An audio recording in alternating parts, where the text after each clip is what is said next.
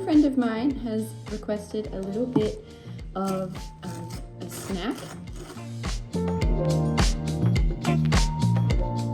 She asked for avocado, but I've only got almond butter, so it's like beautiful American almond butter. And I am about to go for a walk with her. She's just gone to the gym, so I'm just making her some toast. I decided that I'm going to make a cute little love heart out of the toast that I put on here for her. I'm going to stamp the toast with a love heart.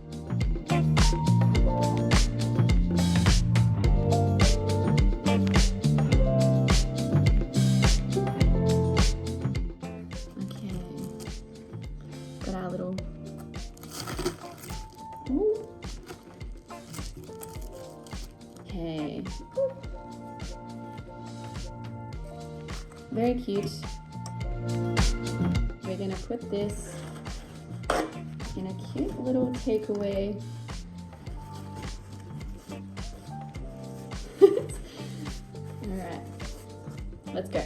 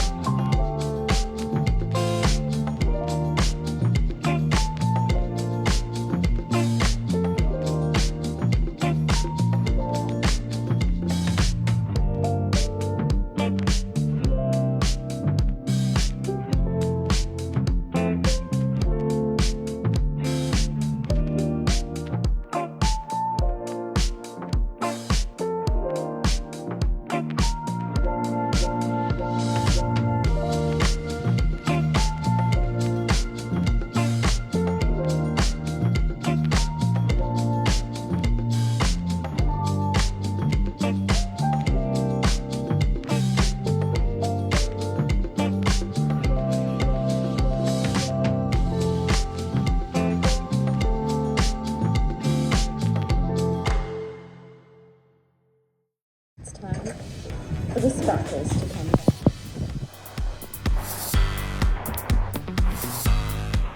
Finally, after 2 weeks, I've been able to get my nails done. It's nice to get my nails done. I have a really beautiful nail technician that applies herself with such diligence, and it's really awesome to see. And like, even just today, she told me something that shocked me, because she said, you know, people say, oh, you're just a nail technician to her, but she's not. And I don't know, I was just a bit like, what a terrible thing to kind of say to someone. Why can't people just appreciate that people put in a lot of effort to be where they are with what they do? It just really took me back a little bit. I told her, I was like, you are so amazing for doing what you do. That she really applies herself with so much diligence to her work, and I found that really inspiring. I felt really bad that she's been told, oh, you're just a nail technician, and she's so much more valuable than that, even in and outside of work. I think that's going to bring me to the next conversation we're going to have later on in this video, because I was thinking last night how important it is to finish this year on a really good note, and we still have so much of this year left. Today's the 1st of August, and I really think it's important to lock in. I really think that the rest of this year is going to help us build momentum into the coming years. And so I thought that when I get home, after I run a few errands, I'm going to go print some scripts from Officeworks, because I signed up to an acting class for the next 8 weeks. I really want to be diligent in growing my craft with my acting, because I do love acting. I'm going to go to Officeworks, print the scripts, run some lines a little bit, do some character prep, and then we're going to have a chat.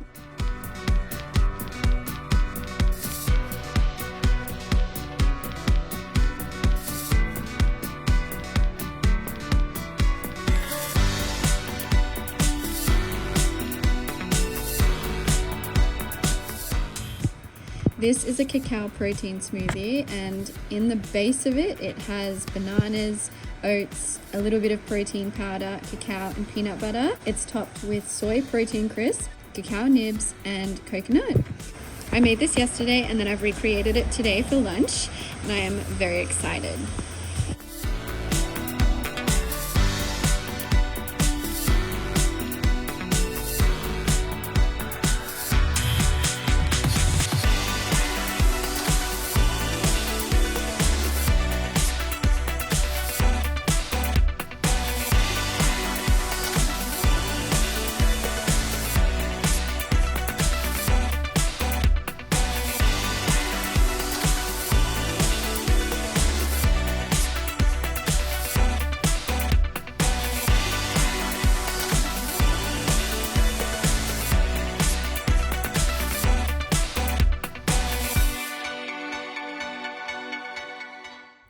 Okay, I'm so glad you're here because I really feel like we're both going to benefit from this conversation.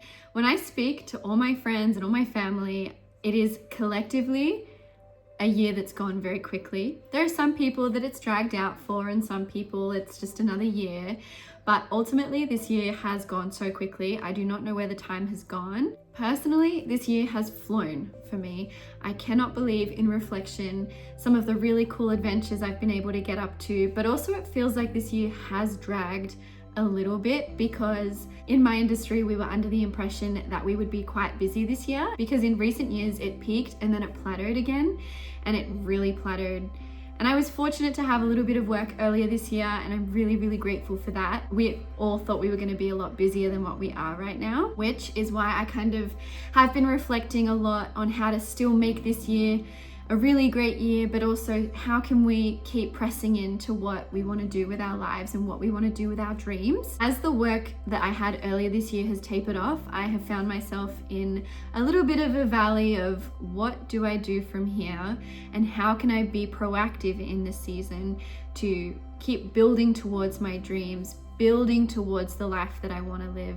How can I utilize my time and make sure that I'm not just wasting time and taking advantage of the life that I have, but also how can I keep growing in this season? So there are a couple of topics I want to talk about today, how we can address the rest of this year to be the best of this year. I am not a medical professional. This is kind of purely off of what I've been watching and perceiving, and it's also something that I hope I can share with you so that you feel like you can also chase your dreams. You can keep going after the goals that you have. And as silly as it might feel, it's not silly because it's in your heart for a reason. And you just have to think about how you can create your tact and your strategy. Let's get on to the first concept. Blessed are those that are flexible. So if you are able to be flexible and agile and be able to bend instead of break, you are going to be able to ride out the waves of all the unforeseen circumstances, all the adventure, all the chaos that life has to bring, just in general. It doesn't even have to be remotely revolving around your job and your dreams. It is literally just more of a character development strategy, I would say. If you can be flexible about everything that life throws at you, you absolutely can chase after your dreams. An example from my life is that this year did not go quite to plan like I thought it would. I thought we'd be very busy with work, and we currently are not quite busy. I've had to adjust my sails a little bit and have a little bit of reflection on how can I best manage this time? How can I best utilize the opportunity of this stillness? But also, how can I let this not break me, and how can I let this not get me down? Because it's a season, and there is a season for everything. Next up is press into a skill set. So if you don't know what your skill sets are, have a think about what you like to do, your hobbies, what interests you, what is the wildest thing you would want to do, and how can you try that out if that's, as long as it's safe.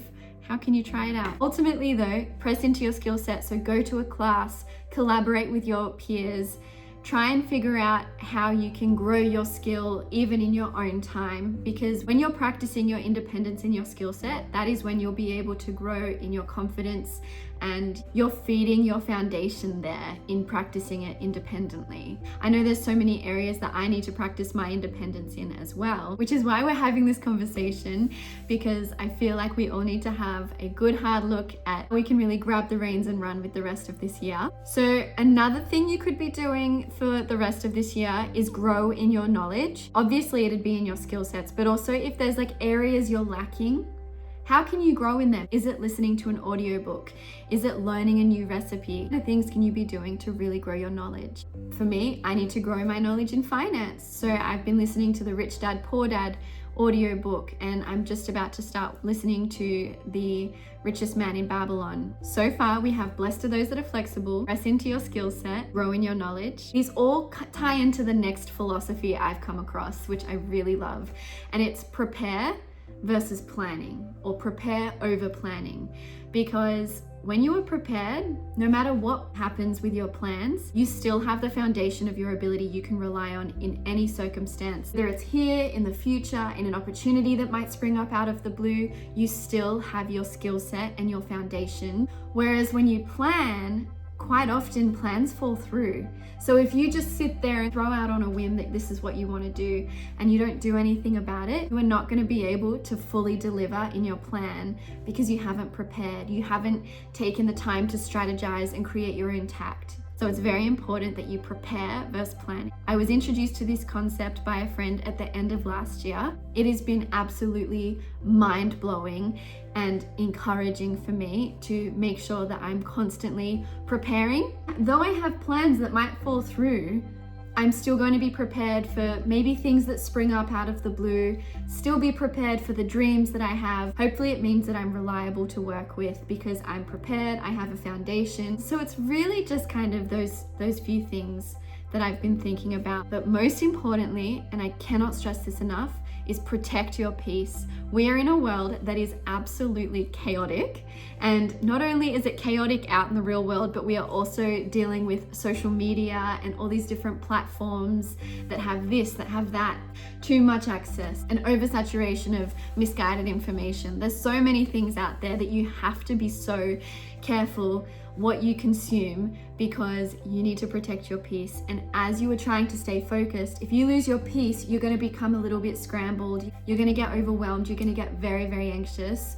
And we don't want that for you. We want you to be a strong, healthy individual that is able to chase after what you have in your heart and also create the life that you want to live, because it's really important. It's almost detrimental that you protect your peace.